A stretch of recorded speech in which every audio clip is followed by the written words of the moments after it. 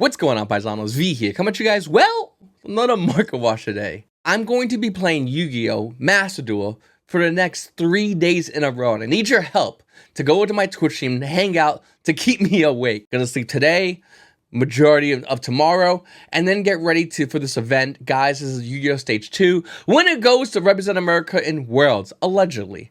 And we're gonna try to go ahead and do it. Now, I haven't played much Master Duel, although, I mean, the past week, I've been binging on it to make level 2.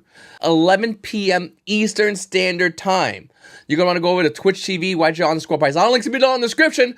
Come on over, hang out, and wish your boy luck, because we're going to be playing non-stop Yu-Gi-Oh! And I have a really good deck, I think, that will put us over on a lot of other players playing this game right now. You know, a lot of cards in this game, like, they've dropped to the point where you got to ask yourself, do we buy this? Because it's relatively inexpensive. It's a good card, but is it worth buying? And a lot of cards have just risen the price where you're just going, nah, we're not even looking at this because it's too expensive and it's going to go down. It's inevitable. Kashira Rice, our Starlight Rare, Kashira Rice in general got banned. So this card's 100% banned, but look at the value. It is tanked in the past 3 months, going from $165 to where it is right now, being roughly around $70 and barely holding that for a Starlight Rare. Potentially was one of the most dominant decks in the game for quite a while. Is it time to buy this card? I'd like to know what you guys think in the comment section down below, because I don't know. I mean, it's definitely an interesting card. It's definitely a card I think a lot of players that own it aren't selling it, but maybe some are, because the prices are going in there and people are buying it. Look at the sales history. People are still purchasing this card for roughly anywhere from $71 to about $75 at the highest in the past, well, week and a half, month. It's pretty interesting, to be honest with you. Then we have Wanted Secret Sin for Spoils, the quarter-century secret rare. Is this worth buying? Well, if you bought it at 130, you're probably happy now, because the current value of the card is roughly around $165. It is rising. Go ahead and look at the past month. It's actually stabilizing after rising from where it is. Well, TCG players saying 145, but it's obviously more than that. But people are buying it. Yesterday, someone bought one for $159, and then another $159. And on the 23rd, well, man, it's a bunch of buys from as low as 134 to as high as 172. So definitely an interesting card. Obviously, you need 3Ds if you're looking to play this in your deck. Of course, Secret Rare definitely is better than Secret Rare, so this would be the one you ideally want to get if you wanted to max rarity your deck. Another card seeing a lot more play is Spellbound. The Ultra Rare is the cheapest, but it's starting to rise up in value. This card's roughly around $2 to $3 with shipping. It used to be worthless. It used to be nothing. I mean, this card was sub $1, 40 cents for a long while as an Ultra Rare in the 2010 anniversaries. Then you go into the Secret Rare Darkwing Blast, and once again, it used to be worth $3. And now the current value of the card's roughly around anywhere from $9 to $11 a copy. And it's selling. Listen, people are buying sets. Look at this, 3. People buying the sets all over the place. You got one bought literally today. It's 12:30 in the morning, and someone said, you know what's a good idea? Buying this card as a 3 of. Then you look at the 24th, you got a couple of sales. Then on the 23rd, I mean, it went crazy. And this is what I was talking about the other day when I said, listen, Monday isn't a good time to buy. Tuesday's not a good time to buy. Wednesday is the time to buy, which is today, if you had to buy any cards. Obviously, SP Little Knight's a card that a lot of players are using in a lot of decks. Specifically, if you're playing Rescue Ace, you want to play 2. Ideally, SP Little Knight right now at Age of Overlord is worth a good amount. It debuted at 120. It went as low as $79. The current value is roughly around $95 a copy. And after these two sell, by the way, after this is gone, it starts hitting near $100 a copy for this card. This card is on the same price point as like an Access Code token when it first came out, or Borlord Sword Dragon, or even Borlord Savage. It's pretty up there, and people are buying the crap out of it. So once again, on 24th, you have all these sales. That is a crazy amount. On page 1 is already, once again, 24th, and people are paying $116, $119, $109, and the lowest we'll see, what, anywhere double digits? Let's see. No, everyone's paying over $100 a copy on SP Little Knight. Now, that is for, obviously, the Secret Rare at Age of Overlord. If you wanted to get the quarter-century Secret Rare, the highest rarity version, well, it's a problem. It was pre-selling roughly around $300 a copy, and now the current value is almost near $500. It's currently $485. But after that one sold, then you hit $565, $570, and is it selling? Well, look at this. We got a couple of sales over here the other day for roughly around on the $400 range, the 23rd, 24th, you're looking at about the $400 range. On the 23rd, you're looking around the $400 range. 21st, you're looking a little bit mid, like $350 range. So it's definitely interesting seeing how this card's rising in value. But once again, not shocking being the fact that you're going to need this card. Do you pay $100 or do you pay $400 and get the best version of the card that will more likely have good resale value? Better, obviously, being the fact that it costs more. Then we have Age of Overlord booster boxes. Weird. We saw a little spike and it went back down. This is really interesting. You look in the past month, you can see over here being rough around 70, hitting around 73, and then going back down. And then you go over here and you see the prices being roughly around $71 a copy for booster boxes. I don't know what kind of deal this guy made, but he bought 3 of them 55. But you can see over here, they're all roughly around $70 for a booster box of Age of Overlord. So not bad of a price point for this card, for this box. Definitely good. If your OTS locals are selling at 100, listen, a long time ago, I was all about support your locals. I would constantly say, hey, support your OTS locals. But during the whole COVID incident, well, people want to like use the word just study COVID because they don't want to say COVID because YouTube demonetization or whatever. It's COVID. The whole incident, stores got grimy, bro. In fact, comment down below. I want to know which store was the most grimiest. I heard some stories already, but seriously, comment down below. Let me know because there's a lot of stores that were straight up like it was like support your OTS store pre-COVID. COVID happened, and they go, "Oh, you're fucked." Overcharge, and they were doing it crazy in this game. So let me know in the comments down below. Listen, I used to say support your OTS stores, and if you do have a good one, you keep that gem nice and good. But there's a lot of them that's I don't know. Sound Great Silent Wolf is a card some Rescue Ace players are using. Not all, but some. And the value obviously is showing that. The price was as low as $49, $50. Right now, it's roughly around $64 a copy. People are buying it, but sporadically. Nobody bought it yesterday. On the 23rd, day before that, $64. On the 22nd, we had some buys, but people are not buying this card as much because if you look at the top Rescue Ace deck list, a majority of them are not playing this card, which is kind of weird because it's good in the deck, but is it worth it in the deck? I don't know. Then we have Big Welcome Labyrinth. This card is starting to go down in value because it's gonna get an Ultimate Rare reprint in the new OTS set. Number one. Number two, Labyrinth isn't doing as much. But number three, and most importantly, if this gets the reprint, if this goes down in value, what's going to be next to go up in value? And if you're looking to buy Labyrinth, I would recommend, highly recommend, you consider buying it sooner than later because as these things work out, if you have a meta deck or a deck that's even within the tier list of meta of like good decks that might see play out of regionals or YCS, Labyrinth, I would assume would be one of those. You're definitely going to want to get this now before people figure out, okay, this is going to go down in value. It's going to be cheap soon for a big welcome. Other things are going to start rising.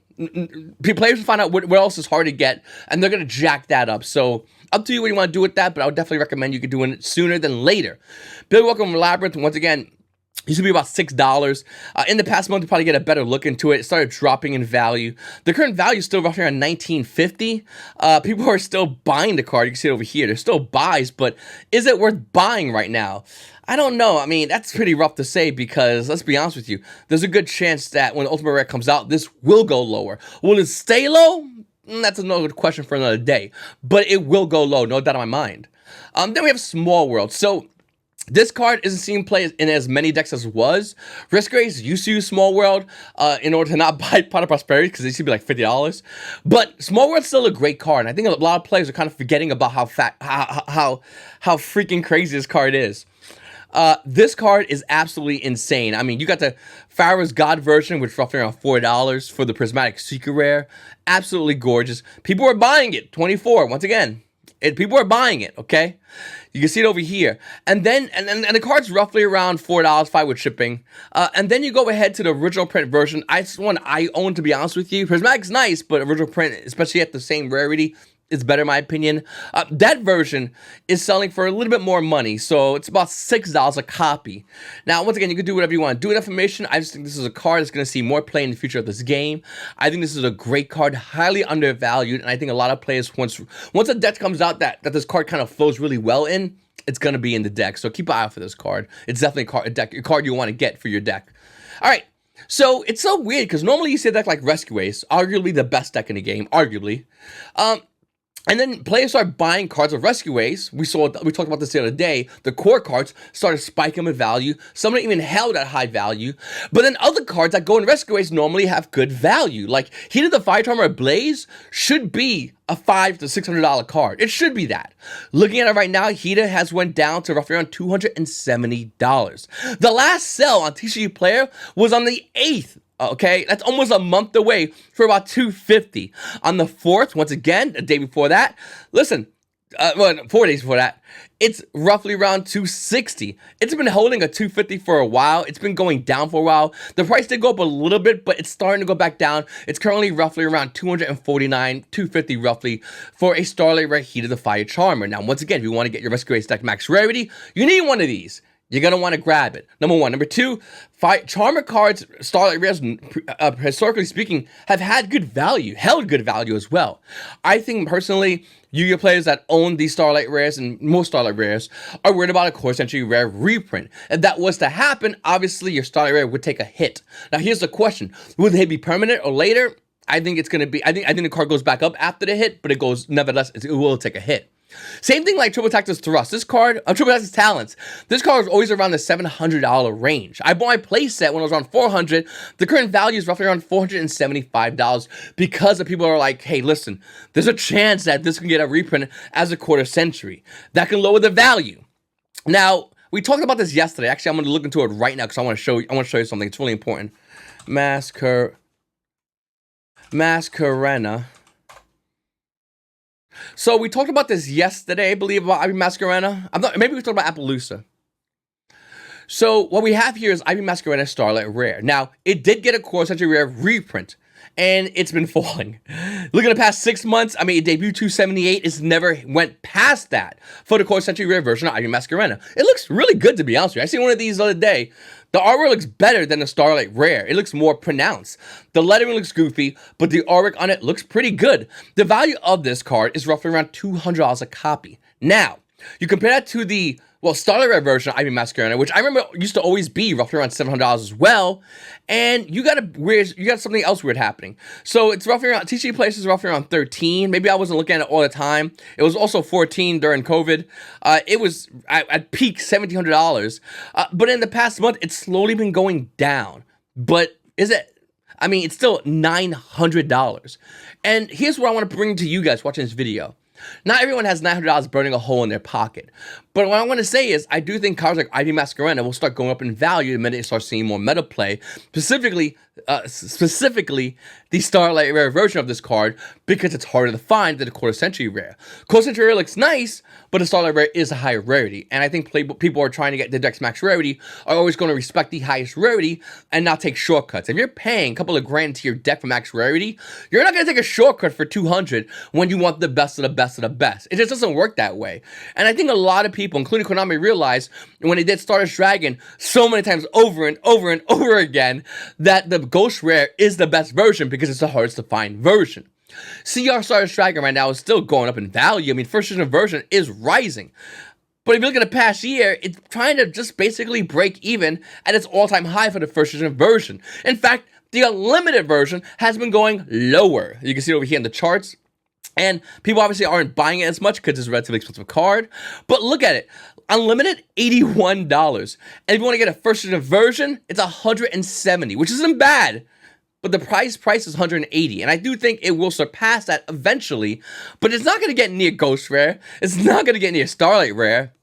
It just looks nice. But Ghost Rare is still the best. And I do think with Ivy Mascarena, Triple Tactics Talent, even Heat of the Fire Charmer, I do think these cards will go down in the short term, but you will start seeing that inverted slope. It'll start going back up again. It'll start rising in value. So what I'm trying to tell you guys is, if anyone watching the videos right now, is I think Starlight Rares is probably where to go to put your money if you had to buy something that you want to get good value from. It's probably the best investment right now because everyone doesn't want to be near it because of Quarter Century Rares. And respectively, of course, I mean, you lose value if you get a Quarter Century Rare, but don't worry about that because it doesn't. The longer you hold it, the better value you still have. Starlight Dragon Ghost Rare was $75 at one point. 75! And now that card's insanely expensive. And Konami tried to replicate that by making a CR, by making a quarter century rare, by making a Starlight rare. And they had some success, as you can see over here, but the Starlight Rares are where the money is at right now because the fear is in that market. And when people are running away from something, you should be running to it. Just throwing it out there. I'm letting you know what I'm doing. I'm buying Starlight Rares more than I'm even considering Ghost Rares. Even though I want a Ghost Rare Starlight Dragon, I want to get, you know, Ghost Rare a Black Rose Dragon for my Edison deck. I would highly recommend you looking at the Starlight Rares because that still has crazy good value. Because the minute it gets harder to find, everyone wants it, prices rise, and if you own it, you're sitting pretty. Number 39, Utopia Ash has been tanking. A lot. This card's roughly around at peak 213. I remember being 250. There it is right there. Well, 277. The current value of this card is roughly around $144. The reason why I think this card went down so fast in value is because it was only realistically used in Edison format, not in an alternative format. I'm not sure if we even consider that Edison format. You know, Time Wizard format.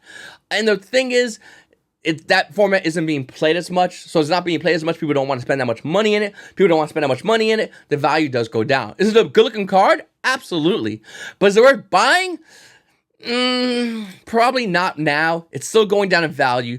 You don't want to throw your good money into the bad money pit. Just wait. Be patient. It's recently stabilized this past month, but I mean, every month it's been going lower and lower and lower and lower. I wouldn't be surprised if it continues going lower. The question you're probably asking is, V, at what price do I buy this card? Because maybe it will see play. Maybe it will have value. And I'm not saying you're wrong, but I do think this card's going to be hitting a lot less. It'll be hitting double digits, and then we could go back and talk about this card. So, once again, with Edison format, people have been buying up cards like crazy. Treborn Frog Ultimate Rare used to be a joke of a card.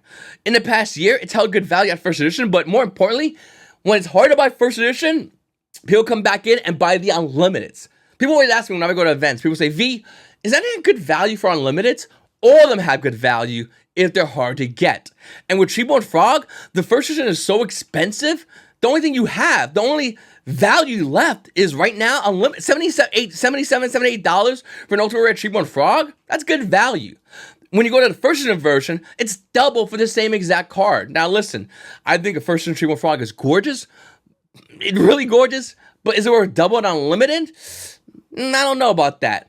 It used to be roughly around $59, and now it's $77. It's more likely going to start increasing. As the unlimited increase, those who own first editions don't sell those because that also increases as well. So I would keep holding those as well.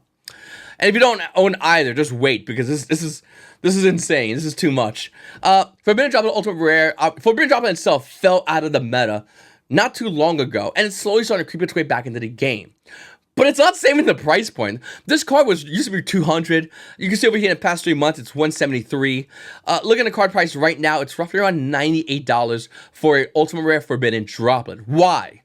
Well, besides the fact that this can also get reprinted in a quarter century, 25th anniversary, whatever you want to call it, rarity, which will absolutely decimate this value, right? Even the current value, it's still a lot of money for a card. I mean, you want to buy a playset that's $300 in a card that potentially can go down in value with the news of a 25th anniversary rare. So it's going down in value. It's going to keep going down in value, but just wait because the minute it starts hitting that floor, you buy in, it will obviously start going up in value. And I think this card definitely will in the future. All right. Another card is Instant Future Ultimate Rare. We're seeing a lot of team of players. We are even seeing, I believe there was the people that went undefeated in Swiss at the recent YGOPaisano Indiana, both main Instant Fusion in Rescue Ways. Typical players do it by default, but now other players are considered doing it because you bring out Mud Dragon, and in Mud Dragon against Rescue Ways is night and day difference. And looking over at Instant Fusion, this card, obviously a card people might want to consider picking up, especially Ultimate Rare at an OTS One Pack 4. It's been dropping in value, but people are starting to buy it. Look at that. Look at all these 1023s. I mean, that's a lot of buys at around the $68 to $80 range. Now, you look over here, it's roughly around $70 right now. So it's holding a $70 floor, but that floor's not strong. Look at these one-ups. This guy's a 3-of over here. So I do think Instant Fusion is a great and broken card. And I do think a lot of players are slowly starting to realize, hey, if I can bring out Mud Dragon against the best deck in the game, it's not as good. It's not as intimidating. It stops a lot of things, and I can go ahead and start playing the game, all because I paid out the life points. I brought out Mud Dragon, and I can full combo because their options that they have are very limited. So I do think Instant Fusion is a great card, and more likely players are going to start playing this card. Now, if you don't want to buy the Ultimate Rare, I don't blame you whatsoever. The Ultimate Rare is a lot of money. We'll go over here and look at other versions. They're still super rare. They're still ultra rare. They're still dual terminals. So you still have a lot of options. They're relatively inexpensive. And listen, you just need one of this card. That's it. Just one. If you want max rarity, you got to pay a lot of money.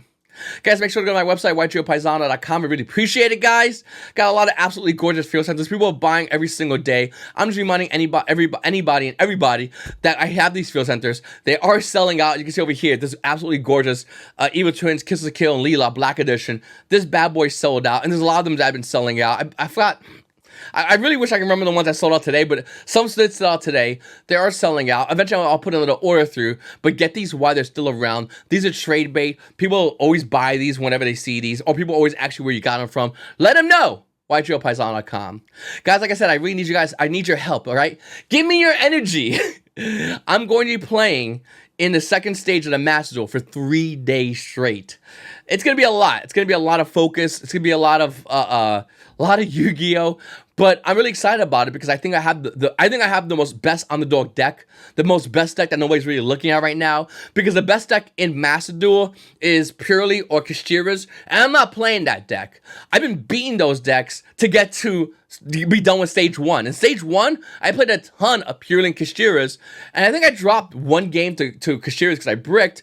But pretty much for the most part, those other games against Kashira's and Purely's just swept them. And I think a lot of people are going to be really, really fascinated by seeing what deck I'm playing for this event, which I won't be showing you the decks until after the event, obviously, but you can watch the deck live, you can watch me playing it live, you can watch me winning live, over here on Twitch TV, once again, Twitch TV, YGO_Paisano. I'll see you there, Paisanos. Your boy V, and you Paisanos have a great day.